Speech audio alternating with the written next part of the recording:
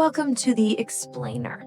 Today, we're really digging into the machinery of wealth. We're going to move way past the usual advice and actually analyze the systems that separate people who just kind of react to their finances from those who proactively build them.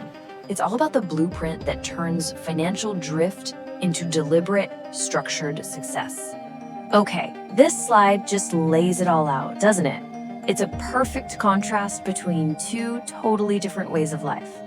Over on one side, you've got the reactive earner. They're basically, as one report said, drifting through life just hoping things will work out. But on the other side, the proactive builder. They start with a plan. They operate from a place of intentional design. And that's really the core difference we're talking about: financial drift versus financial architecture. So here's how we're going to break it all down in this explainer. We're starting with the heart of it all, the financial engine. Then we'll get into the structure, the strategy, and the long-term stuff, how to preserve wealth. We're going to build the whole picture piece by piece. Right then, it all starts with what we call the financial engine.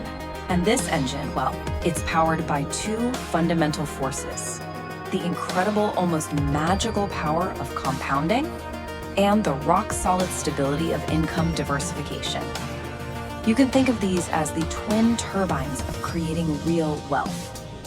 You've probably heard about compound interest, but it's all about growth on top of growth.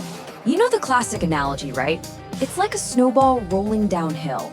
As it rolls, it picks up more snow, getting bigger and bigger, and moving faster and faster. This single effect is, without a doubt, the most powerful multiplier in all of finance. And here's the kicker: the most powerful ingredient in that whole compounding recipe isn't the money, it's time. By putting off investing, you're not just losing the money you could have put in, you're losing all the exponential growth that money could have had. Time literally does the heavy lifting for you. You know, when you analyze people with high net worth, one thing is crystal clear: they do not rely on a single paycheck. They almost always have multiple streams of income. This is so important because it gives you stability when things get rocky, and it generates the extra cash you need to pour fuel on that compounding engine.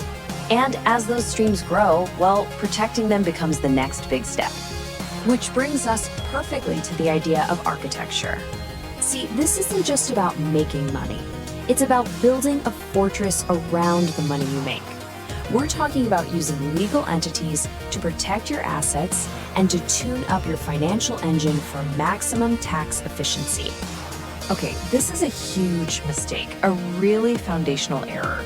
It's called commingling, basically mixing your personal and business money.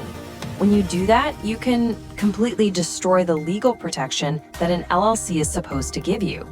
If a court can't tell the difference between you and your business, then your personal stuff, your house, your savings, could be totally on the line in a lawsuit. And then there's this beast. For so many entrepreneurs, this is a massive and often totally unexpected tax hit. With a standard LLC, this 15.3% tax gets applied to every single dollar of profit. As your business gets more successful, this tax can become a major roadblock to actually building wealth. But this is where things get really clever. This is where the S-Corp election comes in. It lets you split your income into two buckets. You pay yourself a reasonable salary, which, yes, is subject to those payroll taxes, but all the rest of the profit, you can take that as a distribution, which is not subject to that nasty 15.3% self-employment tax. And the numbers here just speak for themselves. I mean, look at this. On $100,000 of profit, just structuring the business this way unlocks over $8,000 in tax savings in 1 year. That's $8,000 you can now reinvest back into the engine. See, it's not about earning more. It's about designing a system to keep more of what you earn. This brings us to a really crucial shift in how you think. Most of us see the tax code as just a system of penalties. But you know what? Experts see it completely differently.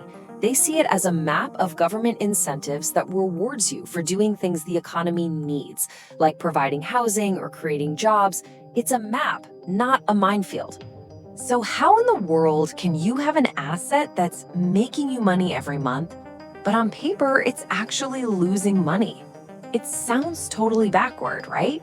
Well, it gets to the very heart of one of the most powerful tax strategies out there, especially when it comes to real estate. The key is this thing called depreciation. Here's the important part. It's a paper expense. That means no money actually leaves your bank account. The government basically lets you deduct a piece of your property's value every year for, wear and tear, and that deduction lowers your taxable income. And here's exactly how that magic works. Your rental property can be putting real cash in your pocket month after month.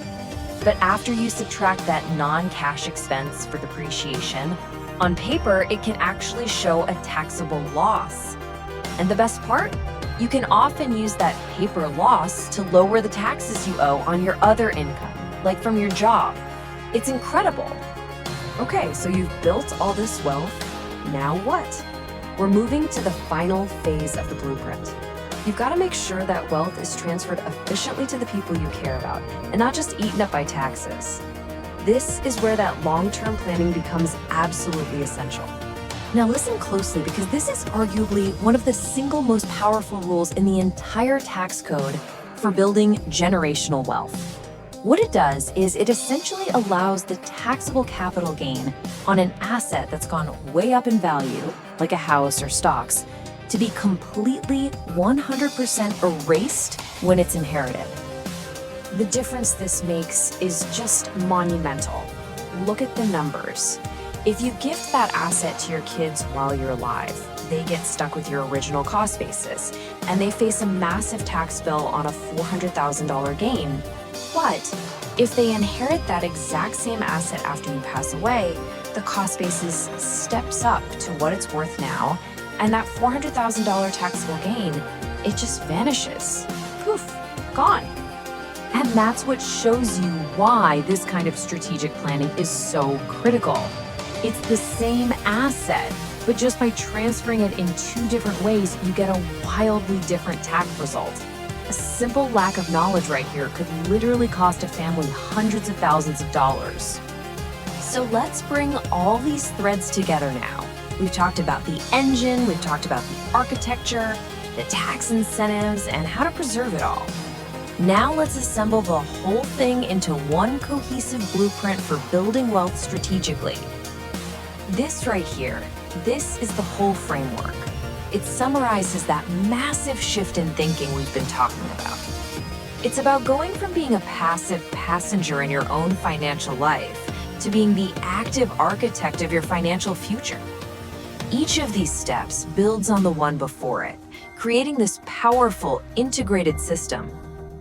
At the end of the day, the single biggest takeaway from all of this analysis is intentionality. That's the main difference maker. All these systems and strategies are out there, but you have to actually implement them with a purpose. Wealth is the result of deliberate choices, not just getting lucky.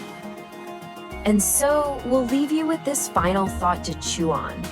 Your financial future is being built right now, today. The only real question is, are you the one holding the blueprint, or are you just standing by watching it get built? Thanks for joining us for this explainer.